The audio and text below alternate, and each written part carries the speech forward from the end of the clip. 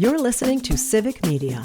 You can tune into any of our live shows on any radio station across the state with the Civic Media app. Find us in your phone's app store and listen anytime, anywhere. Trying to change the world here on WMDX 92.7.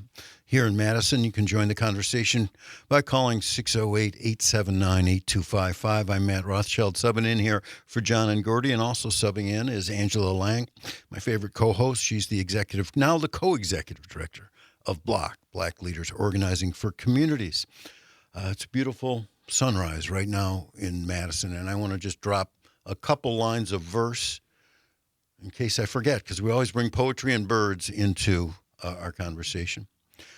This is from William Blake. He who binds himself to a joy does the winged life destroy.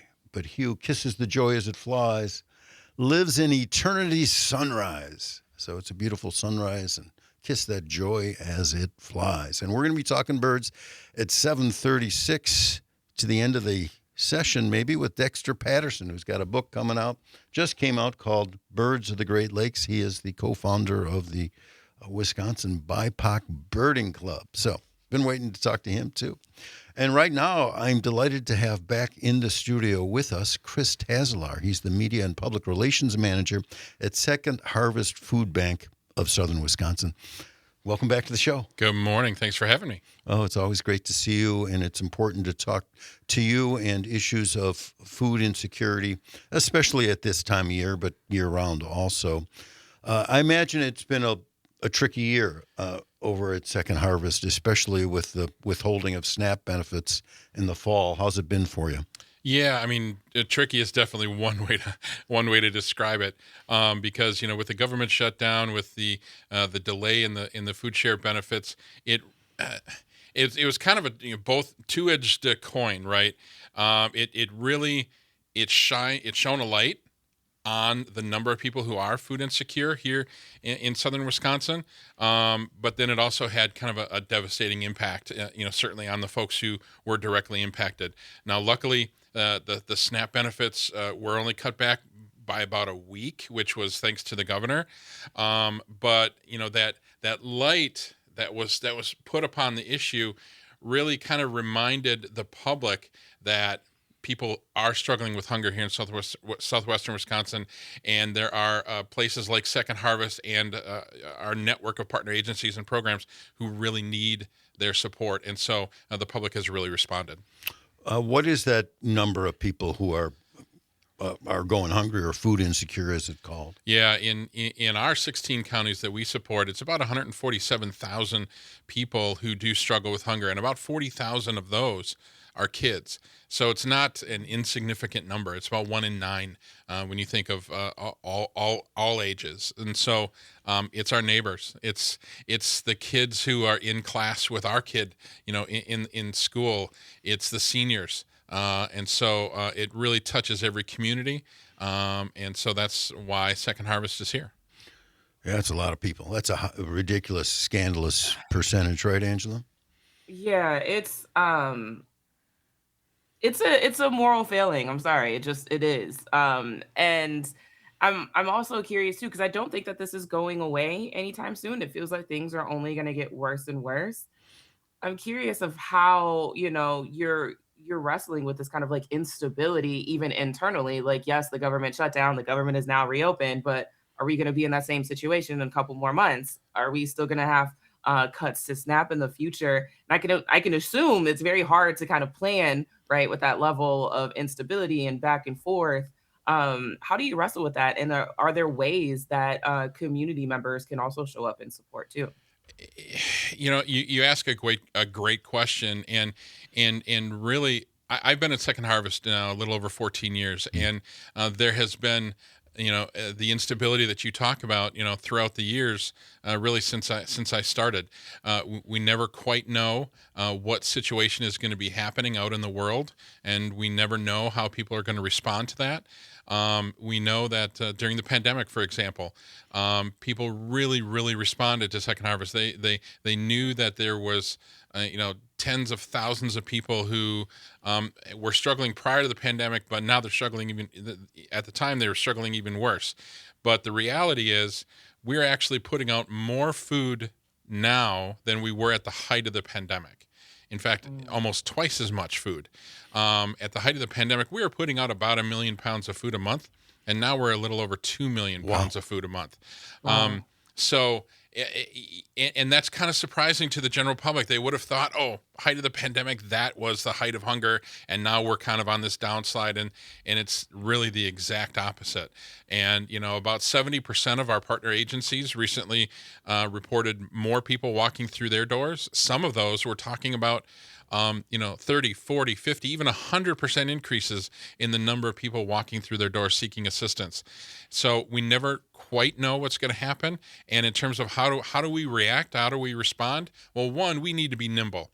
We need to, we really showed our ability to be nimble during the pandemic. We went to a whole different type of distribution where it had to be contactless, right? And so, we really reacted to that need to be nimble, and we need to do that all the time. And the reality is that with the government shutdown and the delay in SNAP benefits, yes, it impacted temporarily, but I think that the bigger impact really started December 1st. Because that's when those new requirements for getting those food share benefits across the state of Wisconsin really took place. And so we're just now starting to see, well, what is going to happen? Are we going to see more people walking into our partner agency doors? And so we need to be prepared to meet that increase. And the only way we can do that is through a response by the public. Those new rules could be devastating for people, though, right? Yeah. Yeah, I mean, they are significant. Jumping up to 80 hours that you need to prove that you're working or volunteering or in training, and that going from age, from the top end age used to be 54, now it's 64, and so we're certainly anticipating that is going to have a significant impact with our partner agencies, and so we just have to find ways to make sure we can respond. Yeah, that's just a brutal change. Angela Lang mentioned the moral failing that hunger in Wisconsin and hunger in America is. It's also a social, economic, political failing. And you talk about that at Second Harvest. We're talking with Kris Tazelaar. He's the media and public relations manager over at Second Harvest Food Bank of southern Wisconsin. On your website, you talk about some root causes here. And you all at Second Harvest aren't deaf to those. Do you want to talk about those a little bit? Yeah, some of the root causes that we really focus on are affordable health care, affordable housing, and access to kind of living wage jobs. And when you take those all into account, you really need to address those before you can really have this sense of, oh yeah, we can solve hunger permanently. But until we resolve those, until it doesn't cost somebody $10,000 out of pocket to go to an emergency room, until you can solve some of those things, unfortunately, I don't know that we're going to ever be able to solve it in terms of being able to end hunger, because those challenges will always exist. You'll always have the senior who lives beyond what they may have saved for after retirement. You're always going to have the individual who is less than fully able, so they can't work, and yet they don't have enough income in order to support kind of a thriving life. And so that's what we're here to try to do, is to do our part, but we know it's going to take more. I'm just wondering, it must be tricky for you, or, a little bit of conflict, knowing that the crisis is so large and that the issues you're dealing with, and you're just doing patchwork here. It's more in Band-Aids, but you're, it feels like that sometimes. Finger in the dike, there's just a huge amount of water coming and you're just putting one finger to plug one little hole. That must be frustrating to some extent. It can certainly be challenging because, with the dedication to those three issues that we talked about. Oh, and I didn't even mention systemic racism. Right. I mean, that has huge socioeconomic impacts, all up and down the line. And so, but the reality is, what can Second Harvest really do about any of those very huge socioeconomic issues? We can only do what we can do, and we're really, really good at providing food. But what can we truly do about affordable healthcare? What can we truly do about affordable housing? And the other challenges. And so, yes, it can feel like that, but we're still here to plug the dikes that we can plug, but we can only do that through the support of the public. And doing really important work over at Second Harvest Food Bank of Southern Wisconsin. You are in Southern Wisconsin and Southwestern Wisconsin, not Southeastern Wisconsin. Is there a comparable organization or group of organizations? Angela's in Milwaukee, for instance. Yeah, in the Milwaukee area, it's Feeding America Eastern Wisconsin. They actually cover, I want to say it's 36 counties on the eastern side of the state. We cover 16 counties. But we are a peer food bank and member of Feeding America. Okay. It's we're completely separate 501c3s. We're separate entities, but it's like an association membership, right? And there is an associated food bank that covers every county in the United States. And so there's I think 4 food banks that cover counties in Wisconsin. The 2 biggest would be Second Harvest and Feeding America Eastern Wisconsin. And so you all work together in a way. You're collegial. Oh, absolutely. We're sharing food all the time. We're sharing opportunities to raise funds, and we try to share as much as we possibly can. We learn from each other because why reinvent the wheel when it comes to trying to end hunger? We're not competitors. We are we're truly peers. Well, it looks like we have a call, so let's take the call. Who do we have, Dom? We have Catherine Lake. Catherine Lake. How are you doing this morning, Catherine? Thanks for taking the time. I just have a quick question. Food banks, I did some volunteering in Illinois and Chicago for a while. We got a chance to go to food banks and help them do whatever, move, create packages. Is there an opportunity like that with your organization possibly? Oh, we couldn't do what we do without volunteers. About 25% of all the work that is done on behalf of Second Harvest is done by a volunteer.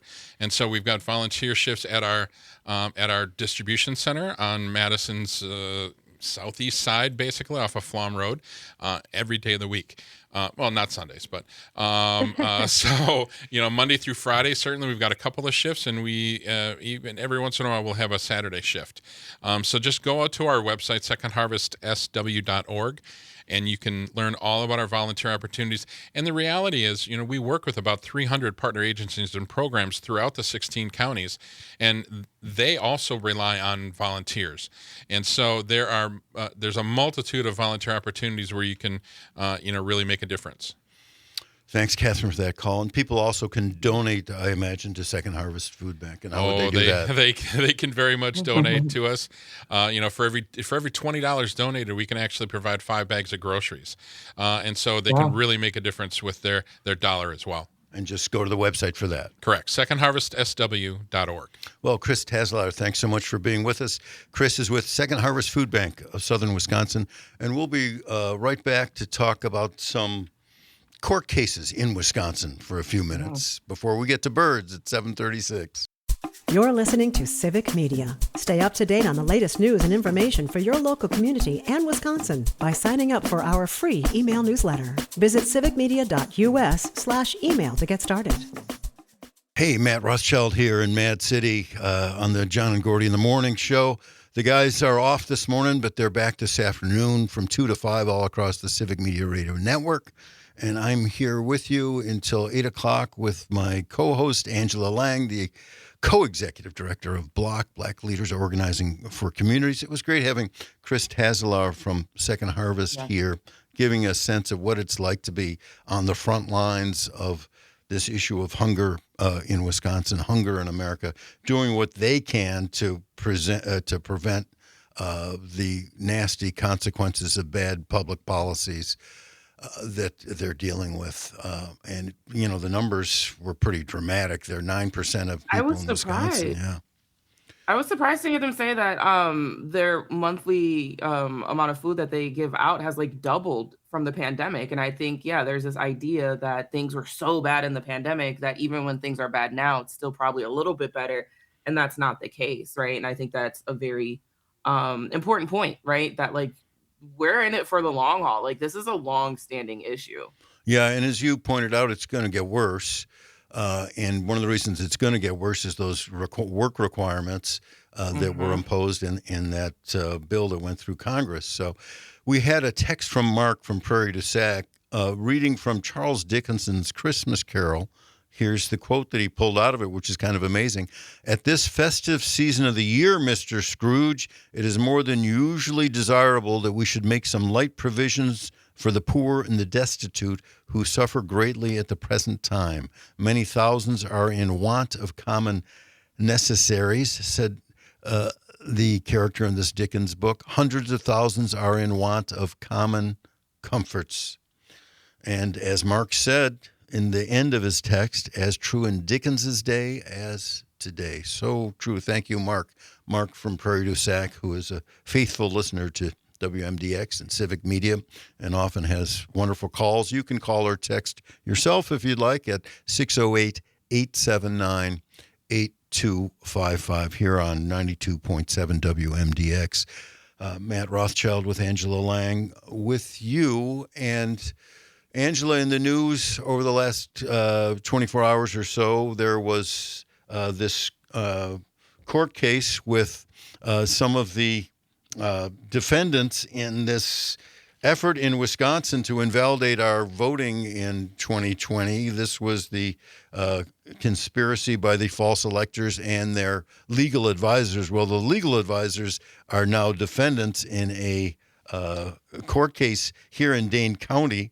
Jim Trupus, Kenneth Cheesebro, and Michael Roman. Those are the three people who are standing trial. And after a day-long hearing yesterday, I'm reading from Molly Beck's report from the Milwaukee Journal-Sentinel. Dane County Judge John Hyland ruled there's enough evidence to move forward with a trial in the case against Jim Trupus and Michael Roman, a former attorney. Trupus, former attorney and former Dane County judge for a year or two, if you can believe that. And then he joined the conspiracy. And Roman was an aide to Trump for their roles in this conspiracy with the false electors. The false electors themselves were never charged by Attorney General Josh Kaul.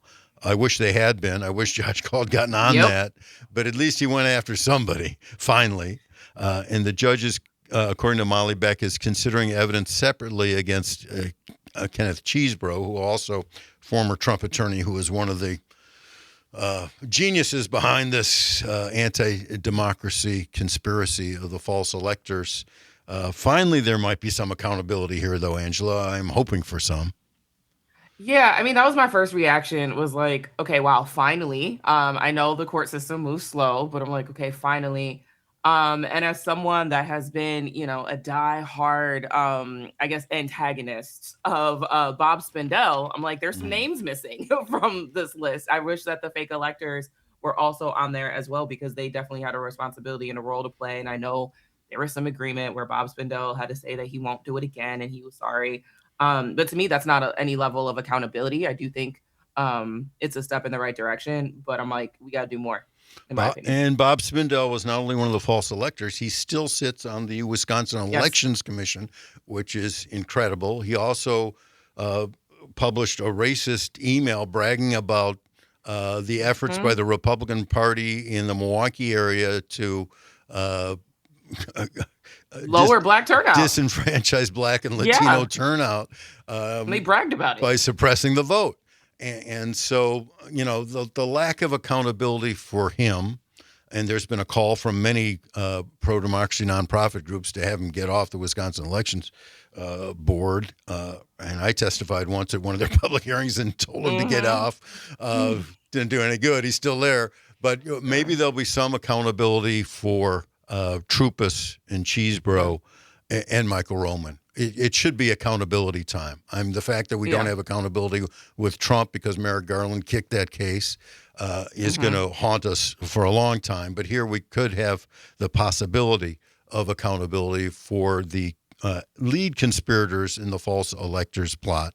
Thankfully, Josh Call has brought a case against them. Thankfully, Dane County Judge John Hyland is staying on the case, did not accept Troupas's wish for him and every other judge in Dane County to get off the case, which was an outrageous attempt to dodge responsibility by Troupas and a pretty pathetic legal maneuver that fortunately didn't work. So that's where we are on that case. That trial is continuing this week, and we'll have to see what happens. But I am begging for accountability.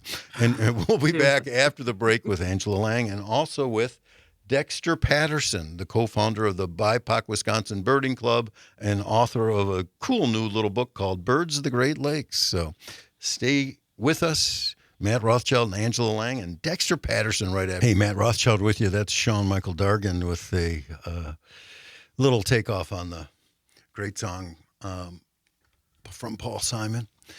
And I'm co-hosting this morning on the John and Gordy Show with Angela Lang, who is the now co-executive director of Black Leaders Organizing for Communities Block down in Milwaukee. And I always like to do some bird talk here in the last half hour of the show. We're hoping to get Dexter Patterson on. If and when he comes on, we'll jump right in. In the meantime, I want to just tell everyone, including you, Angela, about the Tundra swans that have been congregating on Lake Monona and Lake Mendota. My wife and I drove around looking at them at Picnic Point, around Picnic Point on Lake Mendota just 2 days ago. There must have been 400 Tundra swans there. And they were pretty close to where you put in your boat there, if you can just park your car there as we did, and you got great looks at these Tundra swans. She was also at a party at a friend's house who lives on near Lake Mendota, and the noise there was quite loud. We'll give you a sample of what that sounds like.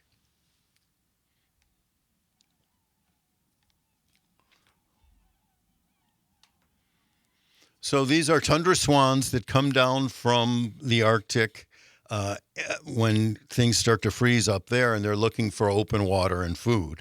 And they are often in great numbers on Lake Mendota and some on Lake Monona here in the winter before the lakes freeze. So I was wondering if the lakes were going to freeze just in the sub-zero weather. I don't think they have yet. So there's still some Tundra swans around. We used to call those whistling swans when I was growing up. That's what they were called in the old Roger Torrey Peterson book, which was my Bible as a geeky kid bird watcher, as I was. There have also been some sightings of trumpeter swans that look almost identical to whistling swans. They're a little bit bigger. Their neck is a little bit taller and straighter. They don't have any yellow on the bill as the whistling swans, Tundra swans do. But you almost have to have them side by side to be able to figure out which is which. So beautiful birds. Some trumpeter swans nest at Horicon, which is great. Horicon here in Wisconsin is one of our great treasures. But yeah, if you are in Madison and you can get to Lake Mendota to look for some Tundra swans, now's the time to do them. And I think you can see them down in Milwaukee too, Angela.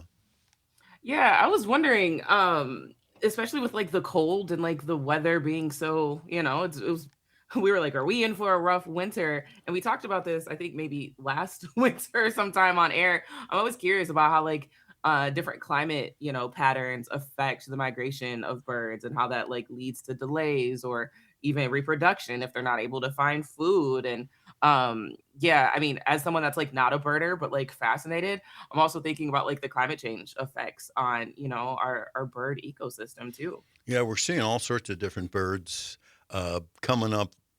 People are seeing mockingbirds in the summer in Wisconsin, which is a southern bird. So, Matt, I have a question for you. Do you have a pamphlet? Like, because I'm not too well versed with bird watching. Do you have like a pamphlet that if you see a bird, you check it off, or you kind of just, is that around what you do, or like how does bird watching work? Yeah. Well, you got an app now. Yeah, you can do it. You can do it with your Merlin app. You can. There used to be in the old Roger Torrey Peterson Field Guide to the Eastern Birds of the United States. There used to be a checklist where where the index, right after the index, where you could go in and check off the birds you'd seen. And a lot of birders have a so-called life list. How many birds have you seen in your life? And I used to keep that, but I gave it up. Shortly after coming to Madison when I was 23 or 24, I was birding at Picnic Point, which I was able to see a prothonotary warbler for the first time there. And I was coming back from this little walk through Picnic Point, and I saw a middle-aged couple and asked them, what had they seen? Had they seen this, that, and the other? And this woman kind of scornfully said, "Oh, are you that kind of person? You've got to count every bird." It took me back a step, but then I started to think, well, do I really need to just check off every bird that I've ever seen and then look for the next one? Because there's a problem if you're just one of those competitive seekers. And I'm a very competitive person, I grant you. But then you're not. I got to the point where I wasn't enjoying looking at the bird. Sure. I was just checking them off, and so it kind of distorts the joy of bird watching. And I'm really right now, especially in my older years, into the joy of just seeing pretty birds. Even cardinals in the snow, I think, are just extraordinary. And so even a common bird like the cardinal, both the male and female, they're just beautiful and beautiful against the snow. So when I stopped counting, I started to appreciate them more. So that was kind of an epiphany for me. I feel like if I were to ever go into this, I feel like I would have the same issue because I'm 22 as well. And I feel like I'm such a competitive person. I would do the exact same thing that I would just be like, oh, let's just check this off, check this off, check this off. And I wouldn't actually take the time to really look at the colors and how beautiful birds can be. So. I mean, you could see the farcical nature of that in the Big Year, the movie The Big Year, where they're chasing birds to see. It is a thing. People want to see how many different birds they can see in a year. So there's that. And also, yeah, it just gets really acquisitive in a way, which is different than appreciating nature for what it is. But yeah, I'm hoping this winter to see several birds that I haven't seen in a long time. One is a snowy owl. If any listeners seen a snowy owl this winter, please give us a call at 608-879-8255. There have been a lot of snowy owls in the Green Bay area. There also have been a lot of snowy owls seen around the Devil's Lake area, I think.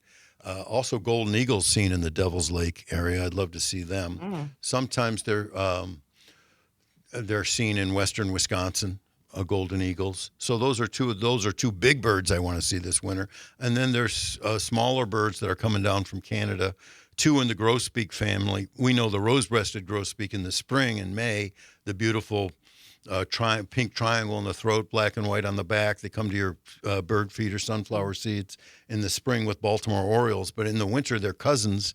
The pine grosbeak, which is pink and black and white, are coming down, and evening grosbeaks, which are yellow and black and white. So if you're in like Minocqua or up in Hayward, you might be certainly Bayfield and Washburn. You'll be seeing those kinds of Canadian finches that are coming down. But it's been a big migration south. So even here in Dane County, I'm waiting to see the first evening grosbeaks or pine grosbeaks that are supposed to be coming down. So that's part of the fun of winter for me, is seeing these winter birds come down. We've got a call from Dick in Madison. Dick, what do you got for us? Lake Monona is pretty much frozen. It just skinned over kind of in the last day or so. Okay. Also, I think I've told you in the past, I used to live in the Arboretum until the early 2000s through the 90s, and you brought up one that I hadn't seen since I was a kid, and we had it twice in the spring, an oriole that, they have that hanging nest that kind of looks like a beehive, and it was crazy. And then we see egrets down there, which was pretty, I had never noticed them before, but several different years. Yeah, thanks, Dick, from Madison. Yeah, the amazing thing, when I came to Madison 43 years ago, I'd never seen sandhill cranes in the wild. I'd never seen swans. And, there's sandhill cranes all over Dane County, now all over Wisconsin. I'd never seen a wild turkey in the wild. Now there are wild turkeys, throughout where Dick lives in the Arboretum. They'll practically run you down. And I have wild turkeys in my house just a few miles south of Madison. So it's amazing what you can see. Egrets, the American egret or the great egret as it's called, in the late summer, marshes and little ponds in Dane County, you can see dozens of them, beautiful white herons. So it's just a tremendous place to to live. When I was interviewing for a job here in Madison to work at the Progressive when I was just a young whippersnapper editor, one of the key things that made me take the job was one of the employees drove me through the Arboretum where Dick was living. Wow. And it was just, and I just said, wow, I could get back into my childhood hobby here, which I had That's great. pretty much put on the shelf for a few years. But it's been bird watching is a great hobby for kids, for adults, for retirees. It's just a wonderful, healthy outdoor activity that you can enjoy, whether you're just looking outside at your sparrows and nuthatches and downy woodpeckers and cardinals, or whether you're driving around looking for the snowy owl or the golden eagle or whatever it is. So to me, it's been a rewarding hobby, and I would commend it to anybody. And you can get a bird book right now instead of the Roger Torrey Peterson guide. Most people have the Sibley guide, Sibley, Sibley's guide. That's a bird book. Maybe I'll give that to you, Dom, for the holiday here. Honestly, yes. And going back real quick, turkeys, wild turkeys. This was the first time because I just moved to Madison a couple months back, and I had no clue that there were wild turkeys just everywhere. And and in fact, I almost hit one because I didn't know, and luckily I stopped. But I had no idea because I'm from Illinois. They're not down there. So it just kind of shocked me. I was like, ooh, this is pretty cool. I got to tell my parents this, So yeah, it is cool. the wild turkey. When I got here, there were no wild turkeys in Wisconsin. They were imported. The DNR made an effort to reintroduce turkeys into Wisconsin. It was a native species of Wisconsin, but there were virtually none here 45 years ago, 50 years ago. And so the DNR intentionally brought some back, both for bird watchers and for hunters. And they've made this tremendous comeback, as anyone who drives around can see. And it's wonderful to have them here. And it's wonderful if you're a turkey hunter. I know Mark from Prairie du Sac goes out and does some turkey hunting. I went with my brother-in-law many, many years ago in western Wisconsin. He didn't get it. He was there with his rifle, and I was there with my binoculars. But it was just beautiful just being out. And that's also one of the joys of bird watching, being out there with the birds and with the wildlife, with the deer, and you never know what you're going to see. So we really... I had no idea that turkeys were like reintroduced into Wisconsin. 'Cause here in Milwaukee, you're on the east side, you're close to UWM or Columbia St. Mary's, and like they're all over. And you stop your car and you're delayed, and everyone has to wait for them to cross the street. But there's always kind of like jokes about them because they're so big and massive. But I always thought that they were here because I feel like I've always seen them. I feel like I've seen them a lot more recently on the east side areas, but I had no idea. Yeah, it was a very successful reintroduction. Catherine on the text line wonders if the cranes were reintroduced too. I think the cranes just proliferated on their own over the last 20 years or so. There weren't that many. They're really common right now on campus. You can see them crossing the street, and it's a wonderful thing because I came from Illinois too, Dom, and we didn't have sandhill cranes in Illinois. We didn't have tundra swans. We didn't have wild turkey. So it's amazing what you can see here in Dane County and across Wisconsin. A great place for bird watching. I think the tourist agency and Governor Evers' office should play up the bird watching more. It'd be great for our economy. I don't want them to scare away the good birds, but, I'm Matt Rothschild. I've been speaking with Angela Lang of Block, my co-host, and Dom, our producer. We'll be right back. You can call with your bird sightings, 608-879-8255.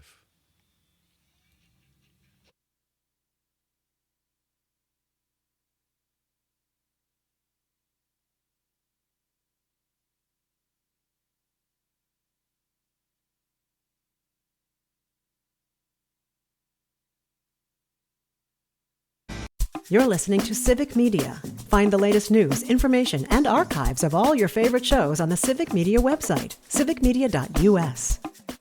And who wouldn't want to fly like an eagle? I sure would. Matt Rothschild here, co-hosting with Angela Lang on the John and Gordy Morning Show.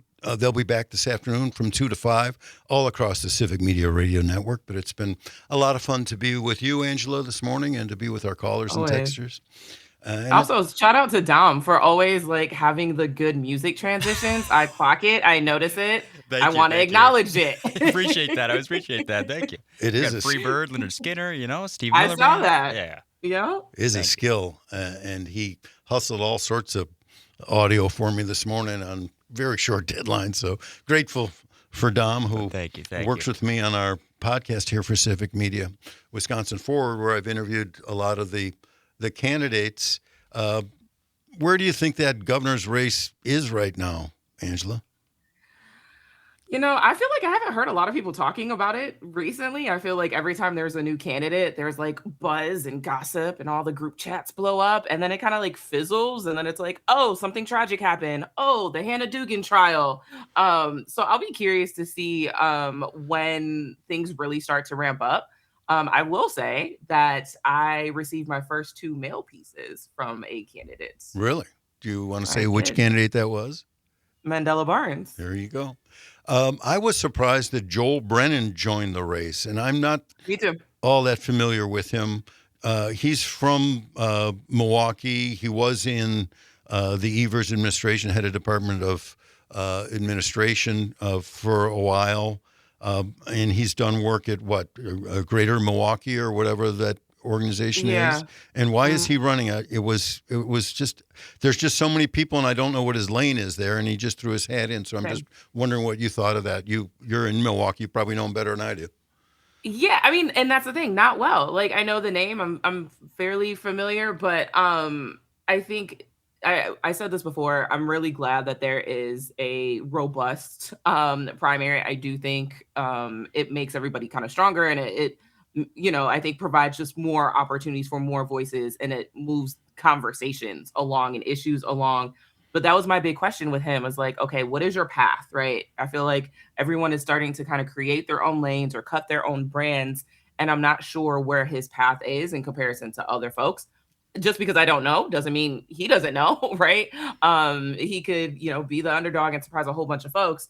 And just because I don't understand it or see it now doesn't negate his candidacy. But I did think it was interesting. I also think it's a kind of a crowded lane that he's in, because it's kind of the lane that Missy Hughes is in, and to some Yeah. extent Sarah Rodriguez. So I have an odd thought on this race, and that is the more candidates, especially establishment candidates, that are in the race, the better it is for Francesca Hong, because she has carved out. I'm the Democratic Socialist. I'm the only one who's a tenant right now. I work in the restaurant industry. I can really relate to your problems, everyday Wisconsinites' problems. And she's getting some enthusiasm from the progressive base and from young people, and her social media presence is really smart. And I was just gonna say all the comments on her social media Yeah. posts. Yeah, and sometimes it's not even her post. I will not name names here, but there will be other candidates that will post something, and it'll be on their campaign page, and they're like, "Yeah, no, Francesca Hong, all the way." So it's interesting, and I'm curious too, because social media is huge, but I'm curious to see how that translates offline and in real life too to votes. Yeah, I'm just telling political reporters, do not underestimate Francesca Hong. You may be surprised. And I think she has a copyright infringement suit to go again, and this is a joke, on Mandela Barnes, because I saw Mandela Barnes use a slogan that Francesca Hong has been using, make better possible. All of a sudden, Mandela Barnes was saying, we can make better possible. So I don't know. They're going to have to hash that one out. But yeah. But it's a good line though. It's a good line. It's a good slogan. And I totally agree with you. It is important to have primaries with a lot of good candidates, and the Democrats should be proud of the slate here. I would hear complaints over the years, there's no bench for the Democrats. Hey, there's a great bench right now. These candidates, many of these candidates that are running are really qualified, could do a great job as governor of Wisconsin. We've got a tremendous slate of candidates, and they just need to hash it out. And you, the listener, you, the voter, should try to get as much information as you can on each candidate. And Dom and I interviewed 6 or 7 of them already. We did. We've got a feeler out to Mandela Barnes. I'm going to get a feeler out to Brennan and try to get them here so that people would just go to the Wisconsin Forward podcast and get a lot of information. There are other places they can go. I hope there will be rowdy debates. coming up sure there will be. that are televised. Because last time I couldn't even find a debate except online. And so I'm hoping that, there will be debates that are televised on Wisconsin Public TV or other places where the mass of citizens here can see them, because otherwise it's just going to be how much money can you raise and how good are your ads. And that shouldn't be how races are decided. Unfortunately, that's the way it's going. And there's going to be just a vast amount of money, a ridiculous amount of money, because of our campaign finance laws allowing it on both sides, on the Republican side and Democratic side. So we're going to be awash in it again, as we are every election season here in Wisconsin. So, but figure out who your favorite candidate is and make sure you go out and vote in the primaries in August. It's coming up. And then we have the Supreme Court one before that this spring, which is crucial too. Kris Tazelaar is a great candidate for that. Yeah. Angela Lang, it's been great hosting the show with you again today. I hope we can do it again soon. And I want to thank the callers and the texters and our guests, Dan Barker, Judy Davidoff, Kris Tazelaar, and Dom are tremendous producers. Oh, thank you. It's been great. All right, once more. He who binds himself to a joy does the winged life destroy, but he who kisses the joy as it flies lives in eternity's sunrise. The national news cycle never stops, but it can be hard to find news about your local community. Civic Media is dedicated to providing quality local and state news coverage across Wisconsin. With the Civic Media app, you can get notifications about local stories that matter to you and your community. Find the free Civic Media app in your phone's app store and choose notifications from the menu to tell us what kind of news you want to hear about.